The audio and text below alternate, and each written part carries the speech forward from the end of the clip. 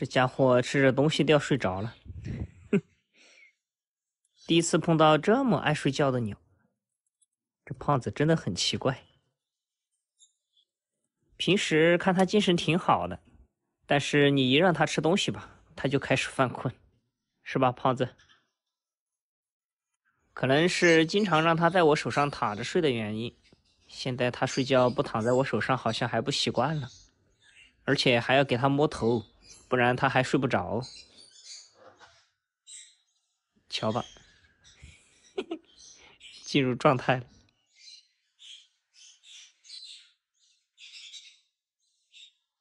像他这个样子是整个身体都放松的，有时候你不把他握紧了，他还会从你手里滑下去。也没什么才艺，就给大家表演一下睡觉吧。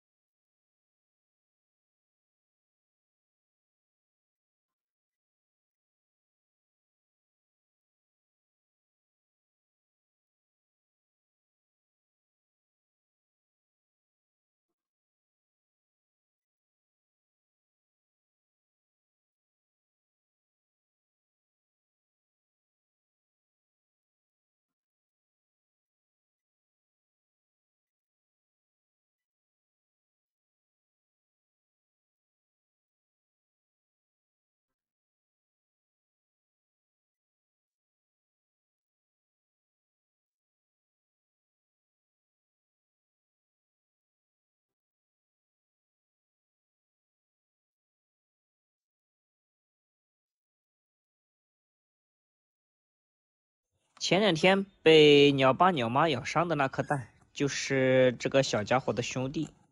由于被咬得太惨了，没有救过来，挺遗憾的。他就是小时候经常被粑粑粘住屁股的那个家伙。咱们给他弄过2次，现在已经长成这个样子了。基本上可以确定他应该是个绿桃了，全身这么绿。而且我发现他跟人一样，还开始长头皮屑了。这么大一块，看吧，看起来确实应该洗头了啊。这头上好多诶。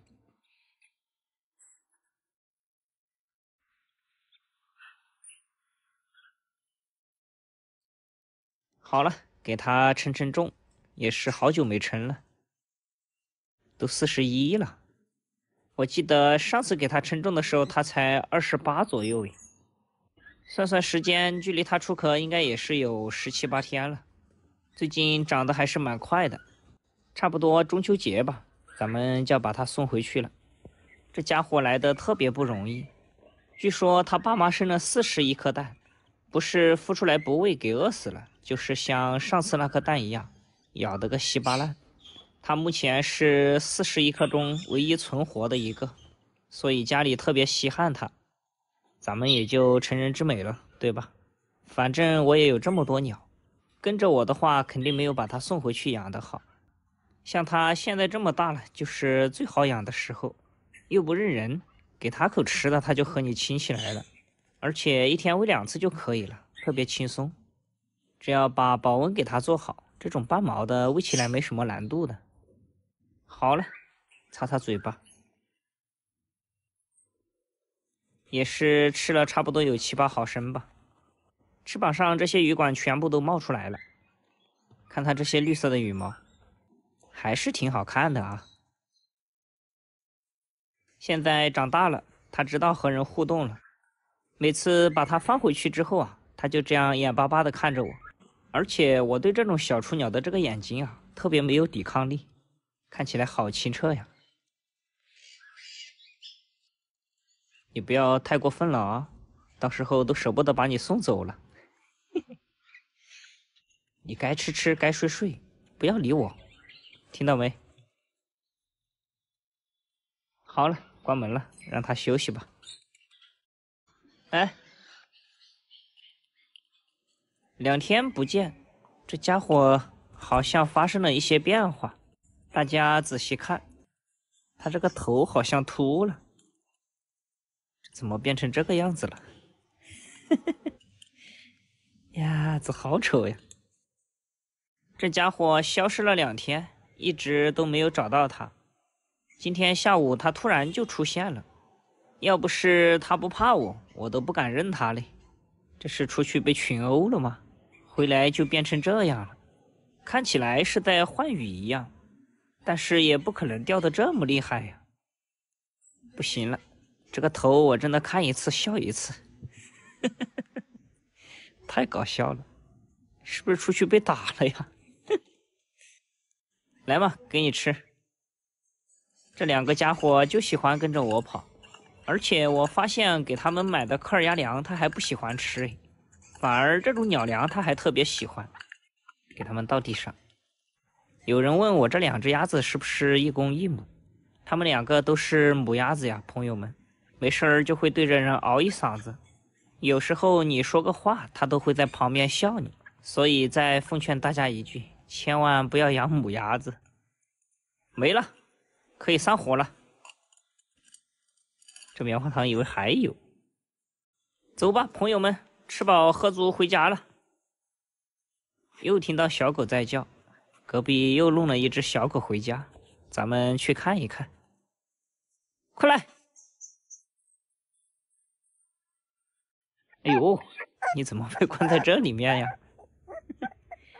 这小家伙，家里没人，把他关在这里面去了。他好像想出来玩呢，出来就跟着我跳，老开心了。这个样子是个柯基还是个什么呀？尾巴也没有。嘿嘿，这跑路跑起来好搞笑。我说他怎么一直在里面叫？原来他是想出来方便一下。没想到他这么小，还挺讲究的。看来确实是在里面憋坏了，才一直叫。怎么样了？拉了舒服了啊？在外面跑了一会儿，把它放回去了。等会儿跑丢了，我还说不清楚了。去吧，有时间我再来看你啊。我现在也没时间和你玩了。走吧，兔子，回家了。看你出去浪2天，头发都没了。这个发型真的是太犀利了，看一次我就想笑一次。这是小伙子的鸟宝宝，最后出壳的那个，也是差不多有5、6天了吧，准备给它补奶的。结果我刚刚发现它这个屁股好像堵住了。这家伙挺奇怪的，以前都没发现过。从上次那个小绿桃开始，这些家伙就老是被堵。瞧见没？刚好堵到那儿，还拉不出来了，像个痔疮一样。还是老方法呀，咱们用棉签蘸点温水给它弄。照理说不应该的呀，保温箱我都放了3盒水在那里了，这湿度还不够吗？而且我发现这家伙好像堵得还挺严重的，这都凸出来了。这个是从里面堵出来的，小绿桃那个只是堵到了外面。呀，这化不开耶，这渐渐的好硬啊。再给它弄点水化一会儿。哎哎，好像出来了。呀，哎，擦不掉哎。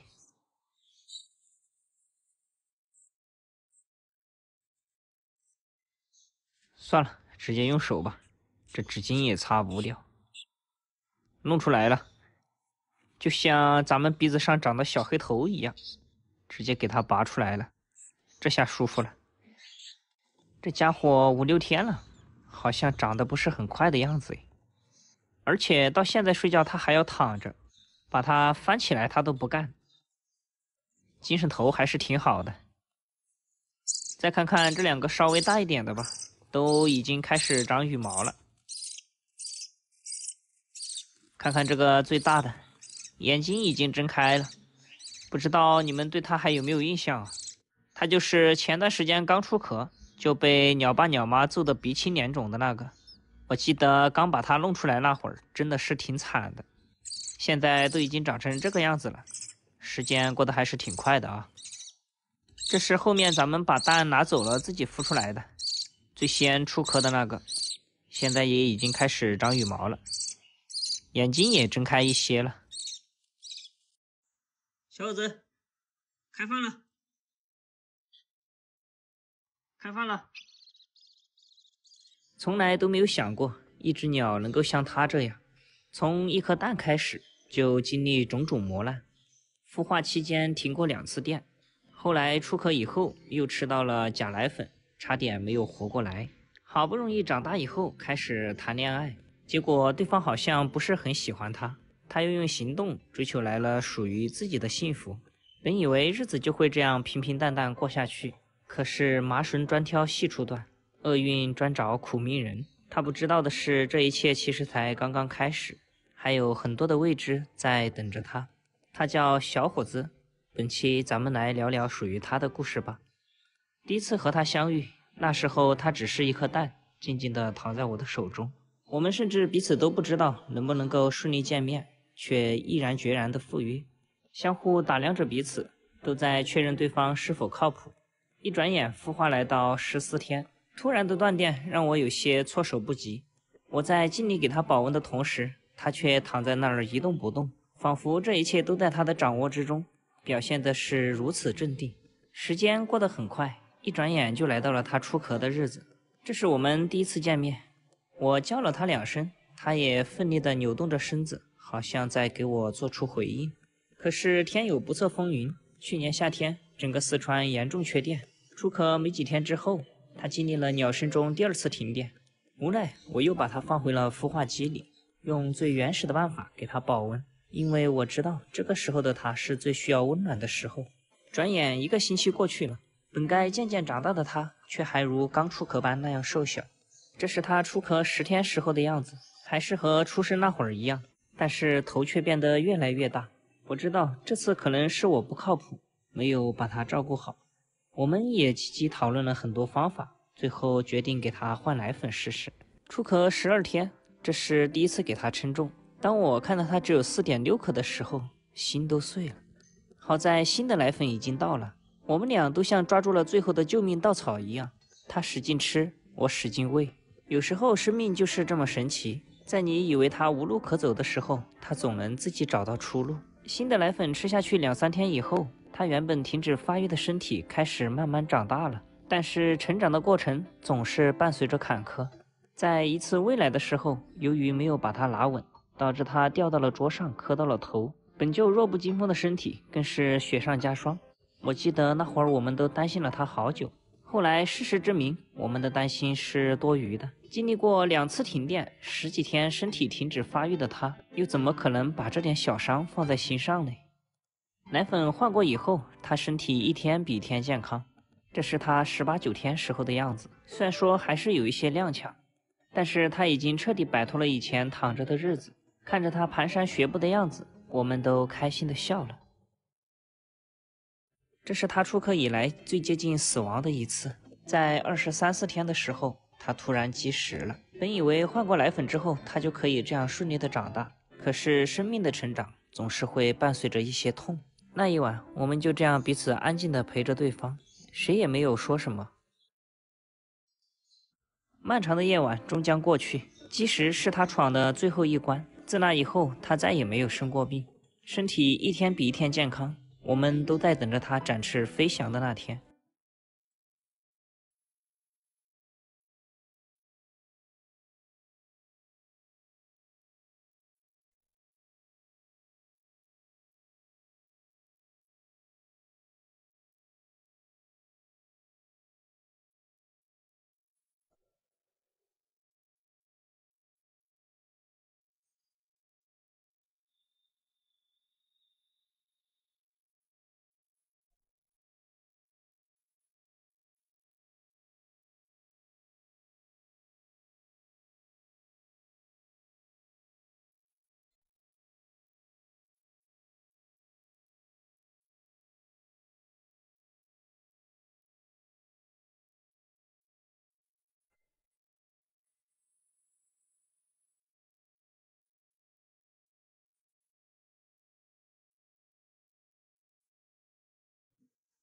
成长的过程总是伴随着孤单，有时候它也会看着别的小鸟出双入对，在外面羡慕不已。后来时间过了很久，它终于迎来了它的另一半，可能是第一次看到同类，它表现得非常热情，也有可能它异常渴望爱情，主动的让另一半有些瑟瑟发抖。但是追求幸福的路上，哪能顾及那么多呢？是他教会我，既然爱了，就勇敢去追吧。都说女追男隔层纱，这句话用在小鸟的身上也同样管用，顶不住小伙子糖衣炮弹的攻击。最后他们恋爱了，没过多久，他们的宝宝出生了。看到这儿，我是真的替他高兴。本以为他就会这样一直幸福下去，结果却是命运和他开了个天大的玩笑罢了。很快，他们的第一个宝宝出生了。鸟爸不知道是第一次当爸爸紧张，还是长期以来得不到小伙子的喂食而生气了，好像不认识自己的孩子一样，疯狂咬他。等我发现拿出来的时候，小鸟已经被他咬得遍体鳞伤了。无奈，小伙子的第一个宝宝就这样落在了我的手上。在老大养伤的日子里，剩下的蛋小伙子也在一直孵着。知道他们要咬宝宝，所以我打算等他孵出来，第一时间就拿出来咱们自己养。可是有时候就是这样，天不遂人愿。算着第二颗蛋也该出壳的日子，准备去接它。当我打开繁殖箱看到这一幕的时候，映入眼帘的画面让我无法接受。第二个宝宝就静静躺在那儿，一动不动，已经没有呼吸了。我试图找出罪魁祸首，才发现鸟爸已经跑了，只剩下小伙子孤零零一个在笼子里守候。后面我把剩下的2个蛋拿走了，没有再让它继续孵了。原本幸福的家庭一夜之间就散了。看着他不知所措的眼神，一时间我竟有些哽咽。那么努力追来的幸福，到头却是一场空。如今另一半跑了，宝宝也不在他身边，一切又好像回到了原点。有时候从他的眼神中，我好像也能看出多愁善感。可能夜深人静的时候，他也会自己思考，为什么这一生这么苦呢？后来他的孩子经过我们的努力，全部都出壳了。看着这3个叽叽喳喳的小家伙，时间好像又回到了去年。那时候的小伙子也是才刚刚出壳，只希望他们不要再走小伙子的路了，因为这条路太苦了。自从小白脸走了以后，我发现这家伙好像又回到了原来的样子，每天都闷闷不乐的，甚至把笼门打开，他都不想出来。就算他出来了，也是待在笼子上面发呆，有时候冷不丁的看我2眼，也不知道他在想什么。整个鸟看起来都不是很开心的样子，他和我也不是很亲近，所以看起来整天都特别孤独。为了小伙子的身心健康着想，我又给他找了一个小伙伴，也不指望他们俩繁殖了，主要的意思就是找个同伴陪着他就行了。转眼2天过去了，这个新伙伴已经到了，咱们刚刚拿到的，就在这里面。这次可是花了大价钱给他找的一个猛男哦，安全感爆棚。等会儿打开你们看就知道了，这个可比小白脸看起来强多了。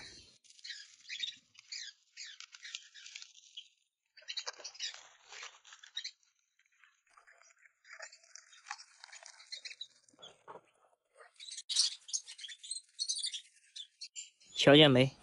看这个头就不一般吧，特别强壮。已经拆出来了，怎么样，小伙伴们？还不错吧？只是他的眼睛我看了这么久没看到诶，这家伙的眼睛嘞。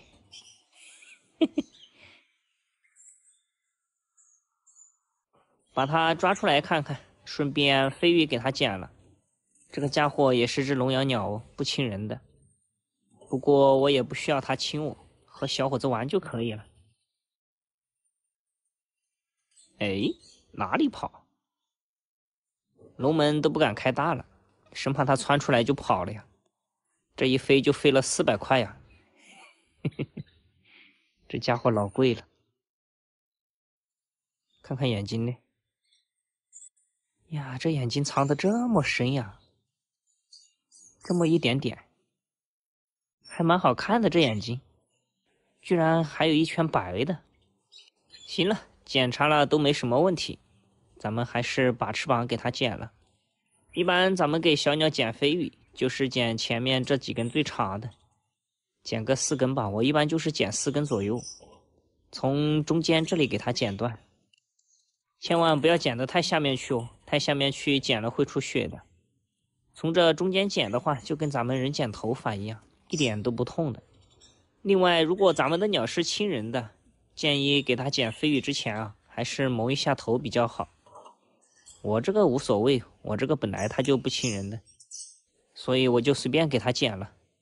行了，老规矩，先让它自己休息几天，然后再把它和小伙子放到一起就行了。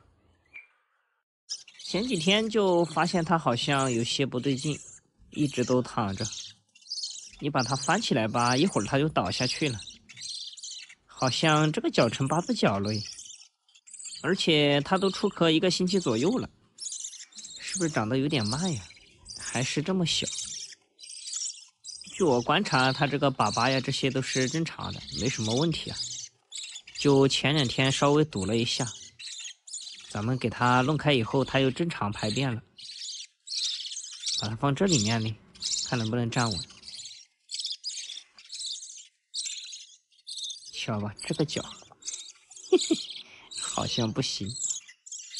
这个大的就是咱们最先救出来的那个，现在都已经长这么大了。它会是个什么颜色呀？现在还看不出来。头上也开始长毛了，它那个伤疤已经看不到了，很健康。这小伙子，这个老三也开始长小绒毛了，眼睛也真的差不多了。有人问他们3个中会不会有小白脸那样的，我估计几率很小啊，因为小伙子的基因太强大了。你们看看，就一会儿功夫，他就直接躺平了。他这个脚我估计是有问题来的，可能是小时候电量没电好，2个脚现在伸这么直。而且我刚刚发现他好像也已经睁眼了，看到没？来吧，简单称一下，好久没称了。20，哎，你别跑呀，快来，站好。22.4，老三呢？11.7，看看最小的这个多重呀？它怎么才5克呀？嘿，长得稍微有点慢了啊。不过大家也不用担心，据我观察，这3只体型应该都是属于小伙子那种的，小体型的，长大成年以后也才31-2克，只要它能吃，总是能长大的。就是这家伙吧，这个脚看起来确实有问题，等2天这个矫正期到了，给它绑一绑，应该就没事了。放着毛巾上，它这个脚指甲勾着毛巾，还站得挺不错的。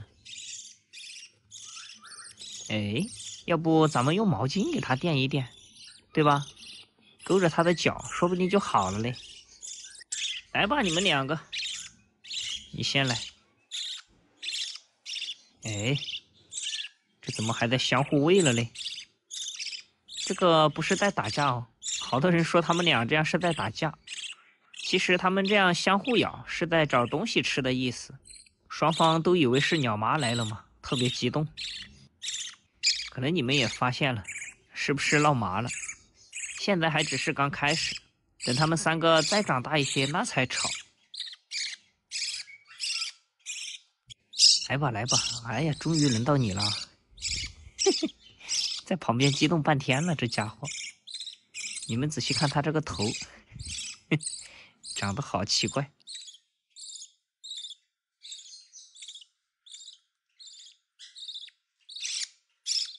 这边手上没有吃的呀，睁眼这么久了还不认识勺子吗？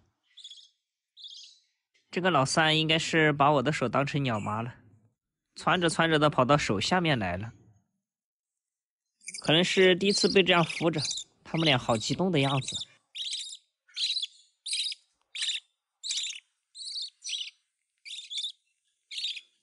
哎，你跑出来干嘛嘞？不想待了呀。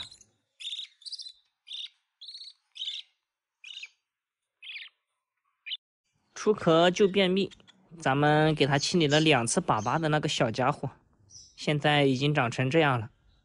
也不是每次我都要提它的伤心过往啊，只是因为几天没拍它，它变化挺大的。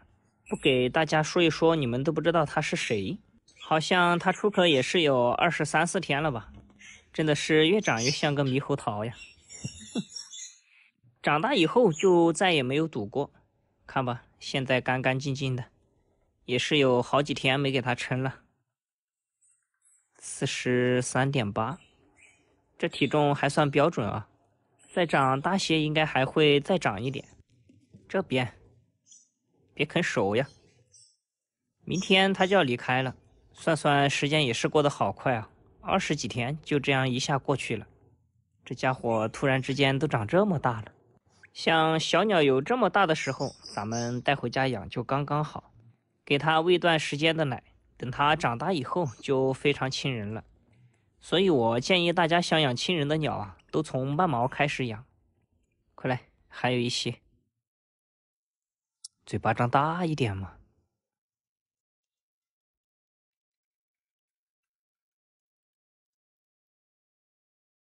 我看有人问，这么大的鸟奶粉吸溶程度该怎么把握？一般小鸟有这么大了，咱们给它调奶粉的话，就调成安慕希那个样子，就差不多了，或者再稍微稀一点都是可以的。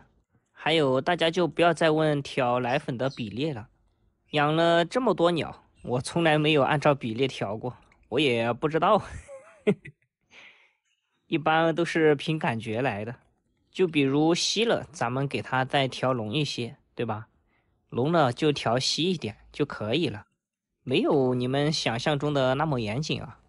还有就是，当小鸟有这么大的时候，咱们每次喂完不要直接把它丢回去，一定要多和它互动互动啊。经常就有人跟我说，自己的小鸟也是亲自奶大的，为什么就不亲人呢？看到它还要跑，这就是缺少互动的原因咯。你就像亲鸟带一样，每次喂完之后就不管它了。本来小鸟长大以后，它就会有反生期要离巢的，所以它对你那样也是天性使然。还剩下2勺奶粉，给胖胖吃了。断奶还没有断成功，但是每次吃只能吃2勺左右。这胖子也是挺搞笑的，每次就是吃第一口的时候最激动，后面他基本上就不想吃了。其实他这个样子都可以不用给他喂了，但是剩下的咱们倒了也浪费嘛，对吧？不如给他吃2勺嘞。大家经常问我一个问题啊，就是玄凤吵不吵？其实玄凤除了小时候吃奶吵一点，长大了还是特别安静的。如果你想要养一只比较安静一些的鸟，我还是挺推荐玄凤的。公鸟的话，长大了会花叫，就是咱们可以叫它吹口哨，声音也不刺耳，不像牡丹，这个声音穿透力特别强。母鸟的话就会特别安静，基本上都是不会叫的。不过玄凤有一个严重的弊端，就是鱼粉有些多。如果咱们鼻子有些问题的朋友啊，还是建议不要养它了。你都吃的差不多了，还在旁边叫什么嘞？给胖胖吃了。这2个家伙吃奶真的是一个天上一个地下，差别太大了。来嘛来嘛，呀子，这胖子吃不下，他胃口倒好得很。这家伙吃奶的动作真的特别大，每次保温箱都要被他抖翻了，感觉。你们仔细看后面那个玩具，被他摇的。我不这样扣着他呀，我感觉他都要跳起来了。像小灰灰这样，根本没办法把它拿到手上喂，只能这样按住它，不然它是一点都吃不了，动作太大了。吃完以后才会自己去学吃，饿的时候它根本不吃，就等着我来喂它。来吧，又过去7、8个小时了，该开饭了。瞧见没？这样拿着它喂它都能吃。嘿嘿。不过还是要这样吃才带劲。呀，在这地动山摇的，力气还是有些大的，一般人还摁不住哎。喷出来了，伙计！这真的是我见过吃来最疯狂的了，老师4都没有他这么凶哎。好了，愉快的一天又结束了。像他这么大了，一天给他喂2次就够了，其他时间饿着就让他自己学吃，这样才能学得会哦。你好，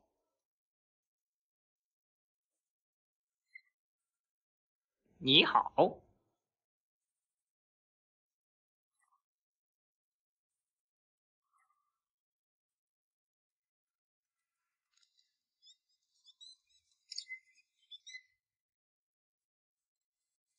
继续呀。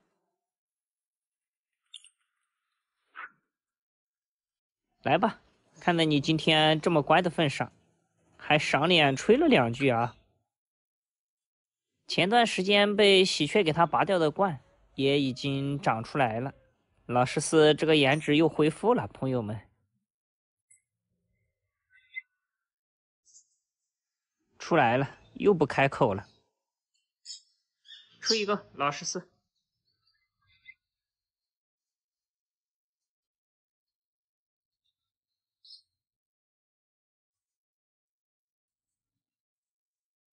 每次都是这样，出来之后他就变哑巴了。这家伙明明身怀绝技，就是不愿展示。你是想当鸟界中的扫地僧是吧？找棉花糖给他刺激一下，看他吹不吹。你咬我的手干嘛嘞？哎，他想咬老师4，真被我捏住了吧？瞧着身上脏的，泳池里有水，他也不去洗。呀，你跟着他追干嘛嘞？这棉花糖好凶啊！我觉得他可能是害羞，每次镜头对着他的时候，他就不敢吹，在笼子里吹得老欢了。平时明明都已经会好几首小调了，就是喜欢藏拙，而且吧，打架也不厉害，就喜欢和我打。有时候我也搞不懂他是为什么。家里随便拎只鸟都可以欺负他，就连小伙子的宝宝他都害怕。结果在我面前吧，他就凶得很。闭嘴！这无敌，听到我说话他就要叫。反而棉花糖最近还安静了好多耶，好像是长大了，变得沉稳一些了。你又想来咬他，又给我吓跑了。来，老师4，快来！平时不是挺凶的吗？连个鸭子都怕，看来你不如二黑呀，是吧？哼，还生气啊？